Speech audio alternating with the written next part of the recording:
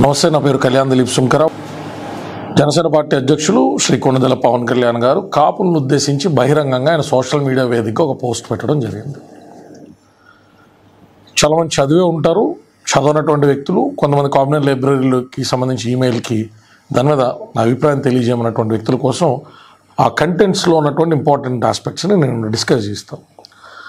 ఆయన సుమారు 2 పేజీలు రాసినటువంటి ఆ లేఖలో, ఆ బహిరంగ లేఖలో ఆయన ఒక అంతర్గతాన్ని ఆవిష్కరించేటువంటి ప్రయత్నం చేశారు.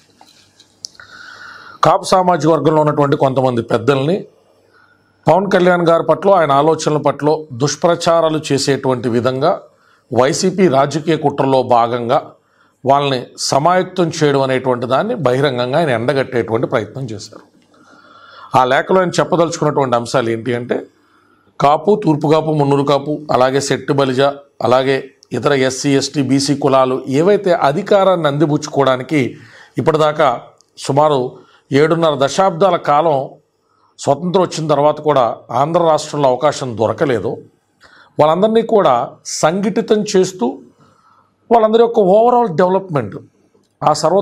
అభివృద్ధి అనేటువంటిది, సర్వతోముఖాభివృద్ధి అనేటువంటిది ఈ రకంగా సాధ్యం అవుతుంది ఆయన ఆలోచనతో ఆయన కాంక్షించారు.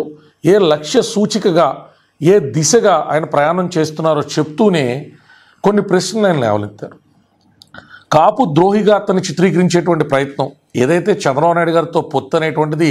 నరేంద్ర మోడీ గారి ఆశీస్సులతో ముందరకెళ్తున్నదో, దీర్ఘకాలికమైనటువంటి ఆలోచనతో ఆయన చేసేటువంటి ఆ ప్రయత్నాన్ని తప్పుపడుతూ ఆయన పట్ల ఆ రకమైనటువంటి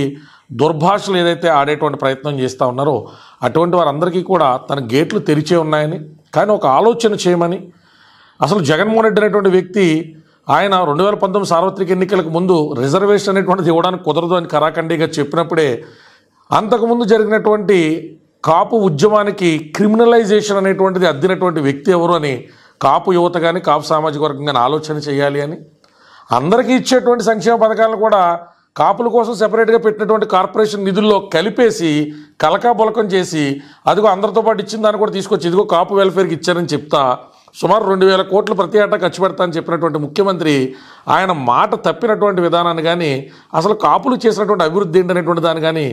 ఆలోచన చేయమంటూ ఆయన ఆవేదనను వ్యక్తపరుచుకున్నారు. కాపులు ఖచ్చితంగా క్రియాశీలకంగా రాజకీయాల్లో మారబోతున్నారని, ఆ క్రియాశీలకమైనటువంటి శక్తిని పక్కద్రోవ పట్టించాలి, ఆయన పార్టీకి అత్యధికమైన అన్ని కులాల నుంచి మద్దతు ఉన్నప్పటికీ అత్యధికంగా కాపులు జనసేన పార్టీకి నిలబడడం అనేటువంటిది వైఎస్ఆర్సీపీ జీర్ణించుకోలేకపోతుందని చెప్తూ ఆయన కాపు పెద్దలందరినీ కూడా ఒకరోజు ఆయన ఒక ఆలోచన ఏంటని తెలుసుకుని ఆయన దూషించినందుకు గాను వాళ్ళు కొంత కించిత్తు మారి ఆయన అర్థం చేసుకుంటారనేటువంటి ఉద్దేశంతో ఆయన లేఖ రాయడం జరిగింది. అలాగే ఈడబ్ల్యూఎస్కి సంబంధించి, ఎకనామికల్లీ వీకర్ సెక్షన్ సంబంధించి గత ప్రభుత్వంలో హుటాహుటీని చంద్రబాబు నాయుడు గారు 5% కాపులుగానే అనౌన్స్ చేసినటువంటిది